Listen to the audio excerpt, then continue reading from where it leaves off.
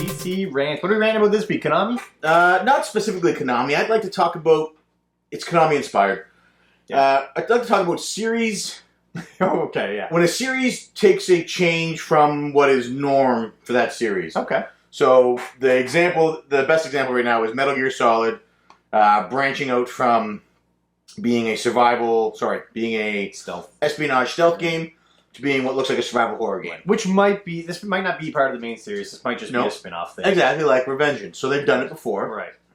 Resident Evil did it with Operation Raccoon City, which was a third-person shooter. Well, Resident Evil is a great example because they are, in fact, switching their formula up completely. Yeah. Which they've already done before with Resident Evil 4. Yeah, so Resident Evil went from a survival horror to a survival shooter, action adventure, to a straight-up third-person shooter in 5 and 6, and now to a first-person horror. Right. Did they confirm it was first-person in the actual game? Yeah. Okay. So it happens a lot. It happens actually a lot more than I initially thought when I started researching this. So you got Castlevania. Goes from being traditionally a 2D side-scrolling Metroidvania-style game, which then becomes a third-person action-adventure game. Right. That's in the style of God of War. Metroid itself. Metroid went from being side-scroller to a first-person exploration game. Right. Super Mario did it. 2D side-scroller to a third... Like the 3D Mario games, Galaxy is vastly different from anything Super Mario Bros.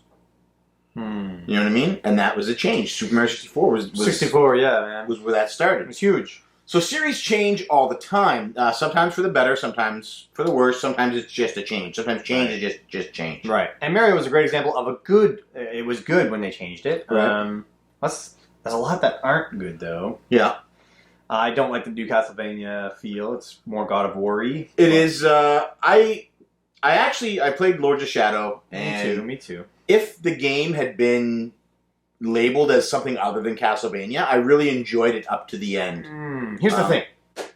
But would it have sold if it didn't say Castlevania? Who cares? It's a competent game. Just like the God of War games are very competent.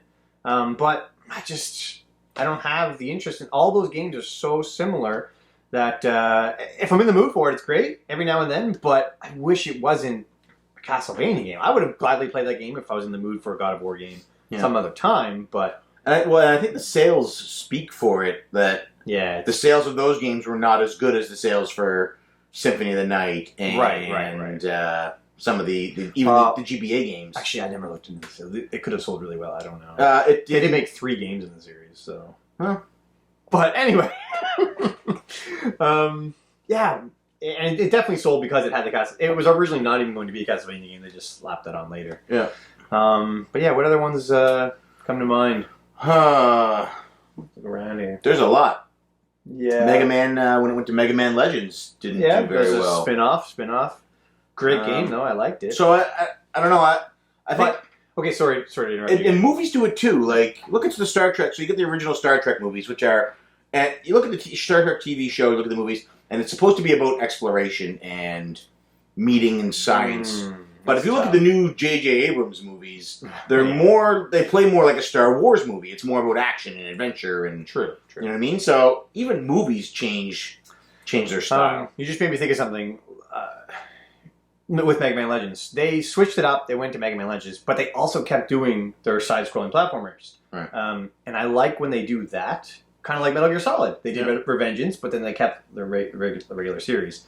I like when they do that. I don't like when they change it completely, like with Resident Evil. I don't like when they switched from Resident Evil 3 to 4. And then never went back to the original. Yeah, exactly. Yeah. And you definitely run the risk of alienating your core fan base when you change up. I mean, and there's another argument as well. So you run the risk of alienating your core fan base when you change up your style. When you go, we're no longer going to be this style of genre. This is really popular now. This is selling, so we're going to try that. Yeah. So the big risk you run is the core fan base was like, but I love tank controlled third person horror, survival horror. I don't want to play an over the shoulder shooter. Right. You know what I mean? Or I love stealth games and trying to figure out different ways to attack and enter a base. I don't want to play a survival horror game. Yeah. Or survival shooter game or horror shooter game, whatever the genre's called.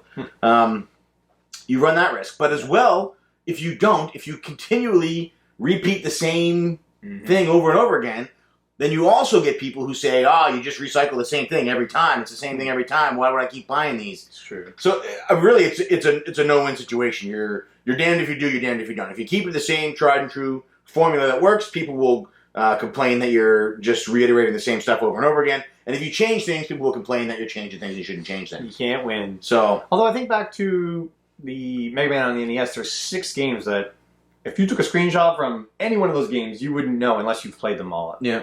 Like a lot. You wouldn't know which game or which is from which. And I love that. I love that series. Maybe it's, would you get stale on a series like that? If you loved it, and if they didn't change it, they just kept making new levels, new maps, all these sort of things, would you keep playing it? Like, at what point do you burn out and say they should change it? I don't know. I like when game companies try different things. Yeah. Part of the reason that I enjoy Nintendo is because they're not afraid to go outside of the norm and try something new. Right.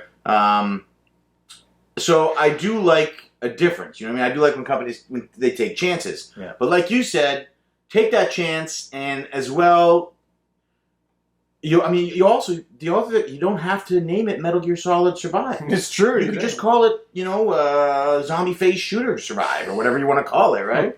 I would play the shit out of Zombie Face Shooter. Right. But Metal Gear Solid's going to sell the game. That's how it can. And that's the problem is, and I imagine it's a problem too for indie developers, is that people are so unwilling, because things are expensive now. Before you spend your money, you definitely want to make sure that you're going to get you're going to get what you think you're going to get. Yeah. So to tell people, here's a new game we're trying out, check it out. You don't know anything about it. Splatoon, for example. Yeah. It's a third-person shooter game. If they had put Mario, like Mario Paint or something. If they put Mario characters in Splatoon, they'd have sold 10 million copies of it. They would have sold Wii U's, because everybody on the planet, you go to any game store and it's the same thing. Every time anybody goes in there, all they ask for is Mario and Zelda. Yeah. You know what I mean? Adam at the last game store has a joke that everybody just wants to buy Melda.